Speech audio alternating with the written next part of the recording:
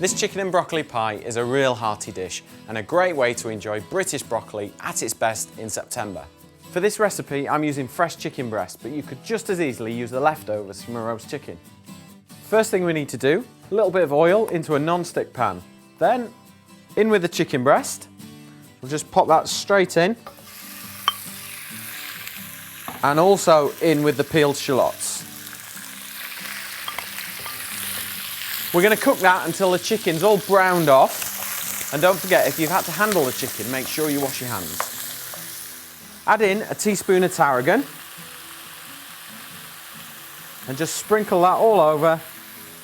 Give it a little stir around. And then we can take that off the heat and then put another pan onto the heat for the sauce.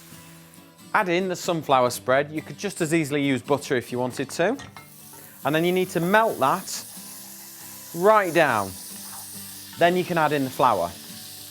Then with a wooden spoon, just mix it together until it forms a really smooth paste. Once you've cooked the roux out for a minute or so, change the wooden spoon for a whisk and then carefully add in the chicken stock a little at a time. And then just whisk it together. And what this will do is it'll make sure you get a really smooth sauce. Once you've added all the stock in and the sauce has thickened, pour it in with the chicken and the shallots. Bring the chicken over and then we're just going to add in the Elmlea. And then with a wooden spoon, just mix it all together. Now I've got some cooked broccoli here. We cook that in boiling water for 3 minutes because it's going to go back into the oven as well, so you don't want to fully cook it all the way through. So add in the cooked broccoli. Then we can give that another little stir just to get all the flavours together. And then all we need to do, take an oven-proof dish and then just pour it in.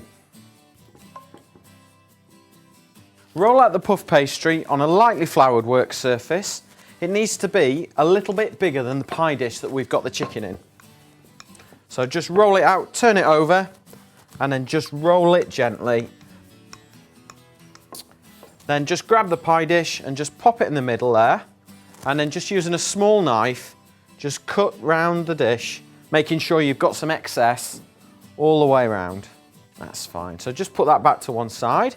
And then using your knife again, just cut round the pastry.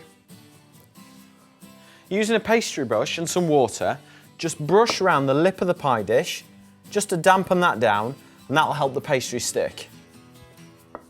And then using this excess pastry, just press it round the edge of the pie dish. This will really help the lid of the pie stick down, keep all those flavours trapped in. And then same again with the water, just gently brush some water just to dampen the pastry all the way around the dish. A good tip to get the pastry lid on top of the pie is just fold it over, just makes it a little bit easier to handle, and then just lay it down on one half of the pie and then just simply unfold the lid. And then using the back of your knife, just run it round the pie and then cut off any of that excess. And then just pop your fingers into the flour and then using your finger and your thumbs, just crimp the pie together just to make it look really nice. If you have any excess pastry left over, just cut them into some nice leaves.